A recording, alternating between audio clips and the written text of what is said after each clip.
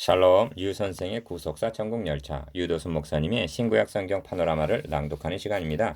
지금은 요한복음 파노라마 3장 16절에서 36절까지입니다. 독생자를 보내주신 하나님. 첫째 단원 16절에서 21절 세상을 구원하려 하심이라. 둘째 단원 22절에서 30절 세례요한의 마지막 증거. 셋째 단원 31절에서 36절 아들을 믿는 자는 영생이 있고. 3장 앞 문단에서는 거듭남이 강조되어 있고 3장 뒤 문단에서는 믿음이 강조되어 있습니다.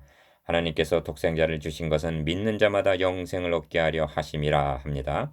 도표를 보시면 독생자를 주신 것은 세상을 구원하려 하심에서요. 첫째 단원 세례 요한의 마지막 증거는 그는 흥하여야 하리라 이고 둘째 단원 독생자를 믿는 자는 영생이 있다 하십니다. 셋째 단원 예수님과 니고데모의 대화가 어디서 끝난 것이냐? 15절이냐? 21절이냐? 또는 세례 요한의 마지막 증거도 30절까지냐? 36절까지냐 하는 양론이 있습니다만 그것은 결정적으로 중요한 문제는 아닙니다. 3장은 대화로 시작하여 질문자는 어느 틈엔가 사라지고 오직 예수 그리스도만이 영광스럽게 증거되게 하려는 것이 요한의 의도입니다. 어찌 이런 일이 있을 수 있나이까 하는 9절 질문을 끝으로 니고데모는 사라지고 맙니다. 세례 요한도 그는 흥하여야 하겠고 나는 쇠하여야 하리라는 30절 증거를 끝으로 구속사의 무대에서 퇴장을 합니다. 그러므로 요절은 단연 하나님의 세상을 이처럼 사랑하사 독생자를 주셨으니 한 16절입니다. 첫째 단원 16절에서 21절 세상을 구원하려 하심이라. 1.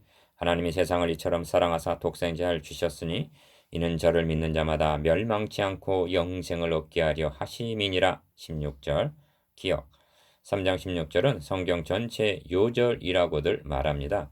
루터는 이를 작은 복음이라 불렀습니다. 그렇다면 16절의 핵심은 어디에 있습니까? 믿음입니까? 영생입니까? 사랑입니까? 아닙니다. 하나님입니다. 구원계획의 주체가 하나님이시라는 점을 명심해야만 합니다. 독생자를 보내주신 분은 성부 하나님이십니다. 그래서 하나님의 복음이라 하는 것입니다. 로마서 1장 1절 감히 말씀드립니다만 복음 증거는 하나님으로부터 시작하여야만 합니다. 예수만 강조하다 보니까 불신자들은 어찌하여 조상 대대로 믿던 석가모니나 마호멧을 버리고 예수를 믿어야 하는지 거부감을 갖게 되는 것입니다. 말씀의 사역자들은 하나님의 주권을 세우는데 열을 올려야만 합니다. 그들에게 태초에 하나님이 천지를 창조하시느니라 하고 창조주 하나님, 전지의 대주제자이신 하나님의 위대하심과 전지전능하심을 증거해 주어야만 합니다. 그리고 하나님이 세상을 이처럼 사랑하사 독생자를 주셨으니 하고 하나님의 사랑을 전해 주어야만 합니다. 그리하여 예수 그리스도를 믿고 하나님과 화목하시오 하고 회개를 촉구해야만 합니다. 복음의 주체는 하나님이요 복음의 핵심은 예수 그리스도이십니다.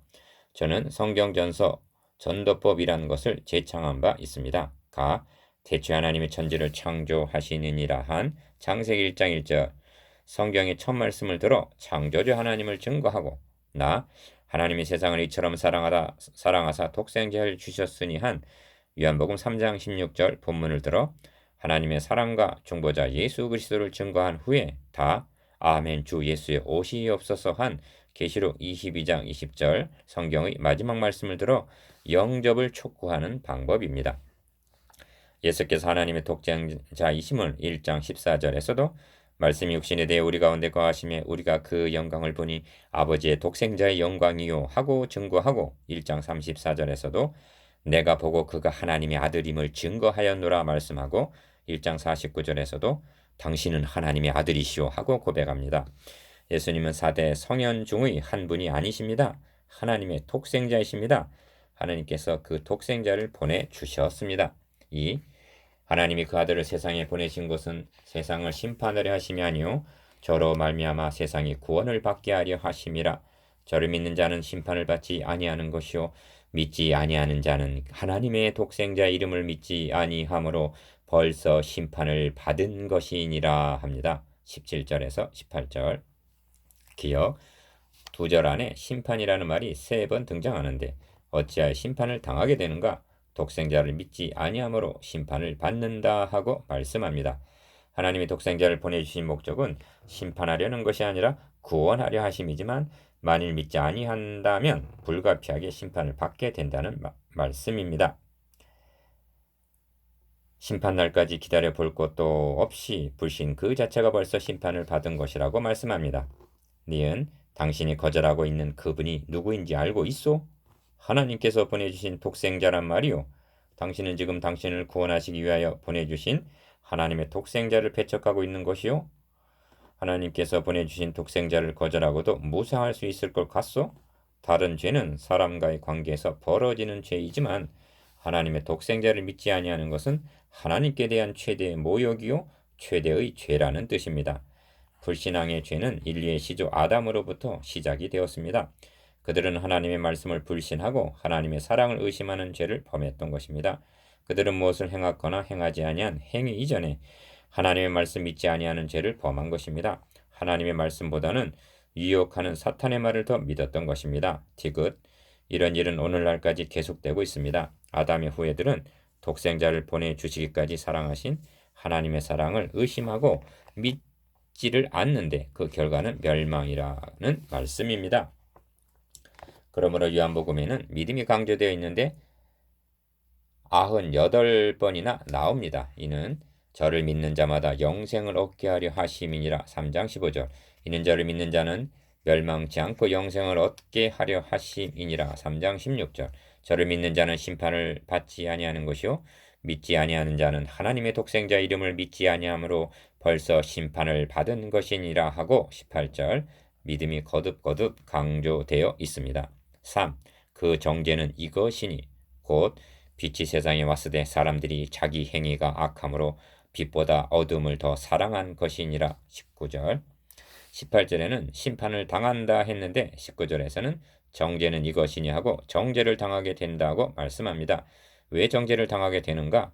3절 19절에서 21절까지 안에는 빛이라는 말이 5번이나 강조되어 있는데 빛이 세상에 왔음에도 사람들이 어둠을 더 사랑했다는 것은 빛 앞으로 나오지를 않고 어둠에 숨어 있다는 뜻입니다. 기억. 왜냐하면 악을 행하는 자마다 빛을 미워하여 빛으로 오지 아니하나니 이는 그 행위가 드러날까 하며 진리를 좇는 자는 빛으로 오나니 이는 그 행위가 하나님 안에서 행한 것임을 나타내려 함이라 하고 20절에서 21절 악을 행하는 자와 진리를 좇는 자 두 부류로 갈라지게 되리라는 말씀입니다.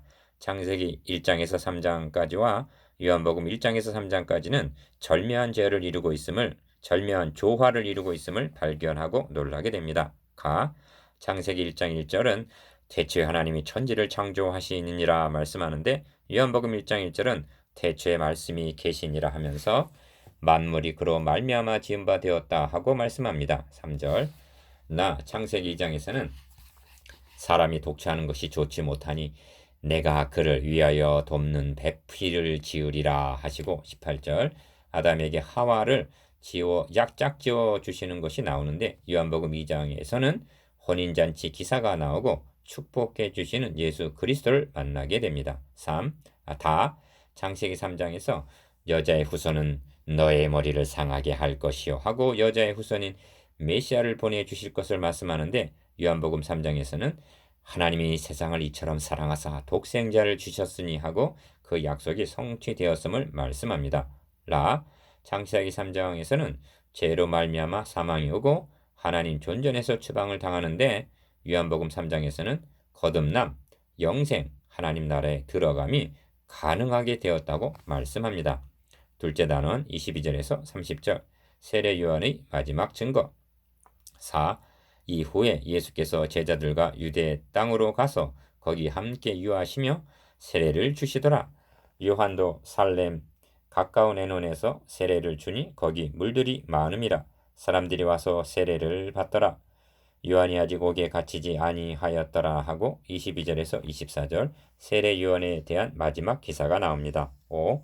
이에 요한의 제자 중에서 한 유대인으로 더불어 결례에 대하여 변론이 되었더니 저희가 요한에게 와서 가로되 라비여 선생님과 함께 요단강 저편에 있던 자 곧 선생님이 증거하시던 자가 세례를 주매 사람이 다 그에게로 가더이다. 25절에서 26절 사람들이 다 그에게 가더이다 한 것은 26절 인간의 시기심이나 비교의식에서 한 말일 것입니다. 그리고 이것이 오늘 우리들의 습성이기도 합니다.